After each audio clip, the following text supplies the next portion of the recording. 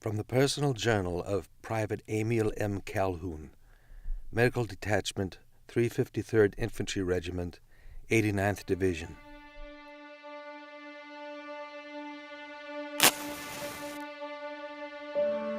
How can I ever forget the sight? The blood is so thick on my hands and dried I can't wash it off. Shells going in all directions and the rat-a-tat-tat of the machine guns. My first casualty is Samuel D. Farmer of Company G, First Sergeant with a shrapnel wound in his right arm.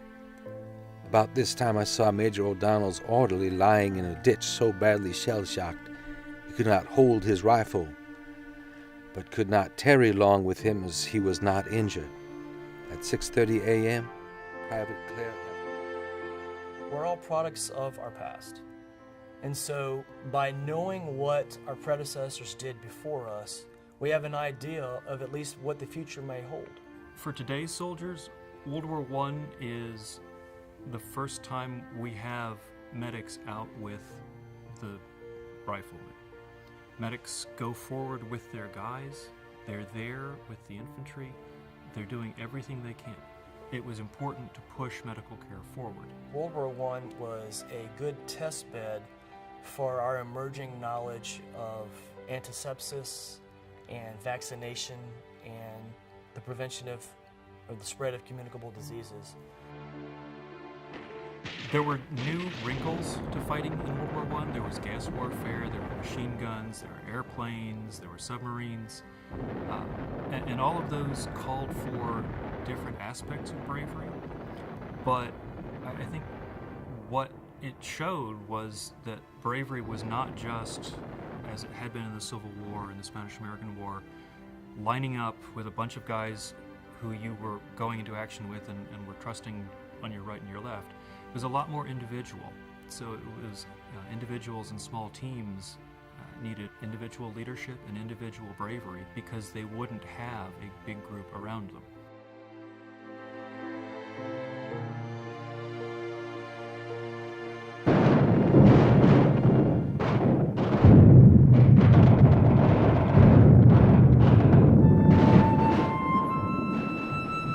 Cantigny is the first assault, and that's actually significant because we actually took territory, occupied a village that had gone back and forth between the French and the Germans, and we held it.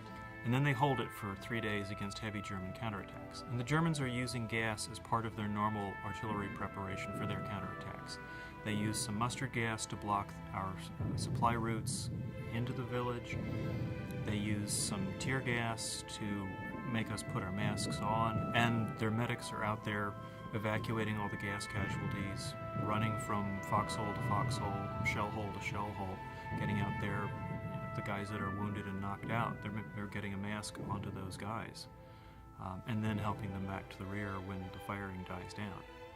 American units who trained for gas warfare did well, but the big thing that we see out of here that a medic would have to deal with is immediate treatment.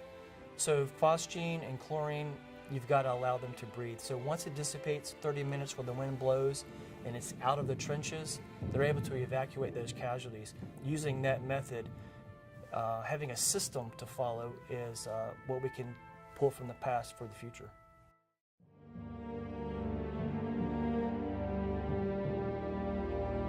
Chateau-Thierry in mid-July 1918, it's the last German offensive of the war, and one end of the German attack hits the 3rd Infantry Division, and they just stop the Germans cold.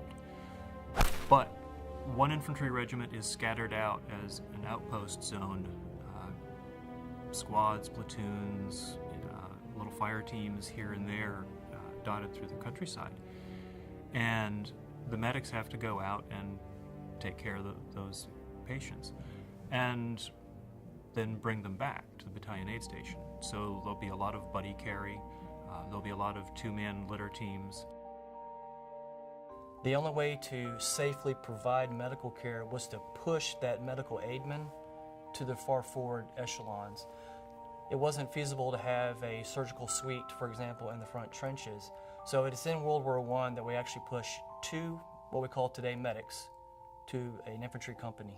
And there were also litter bearers whose job was to carry them back to the battalion aid station, and another set of litter bearers would typically take them back from the battalion aid station to the ambulance companies. They had Model T ambulances that they used up front in the infantry division. The Model T had good cross-country mobility. It had a good power-to-weight ratio. Not that it had a lot of power, but it was just really light. And it had decent traction. They also had horse ambulances still, which had even better cross-country mobility.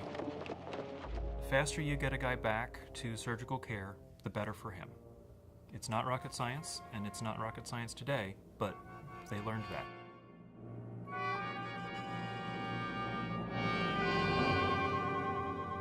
Once we get into San Mihiel, that's significant because it's actually led by American troops. So you have Pershing in charge of several corps of the U.S. Army, and within that corps, of course, you have several divisions assaulting against the Germans.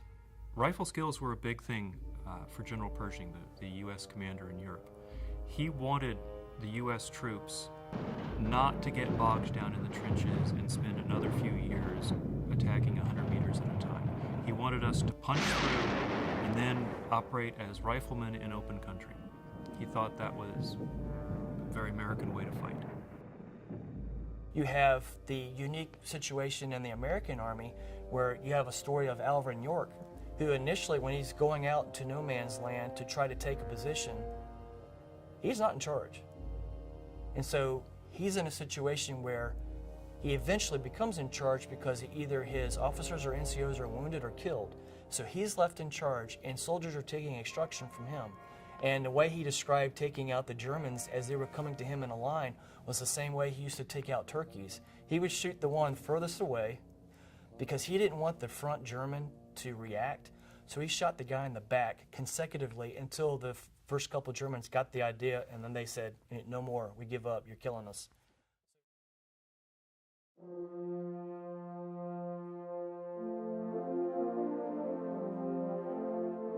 The ability to be able to serve as a soldier, to engage an enemy combatant, to be able to defend a perimeter, to enable to protect a patient from an attack or protect your fellow medics in an attack, that's crucial in today's combat because it makes the medic almost twice the soldier. He has the ability to defend, he has the ability to protect the area, and he also has the mandate to save lives.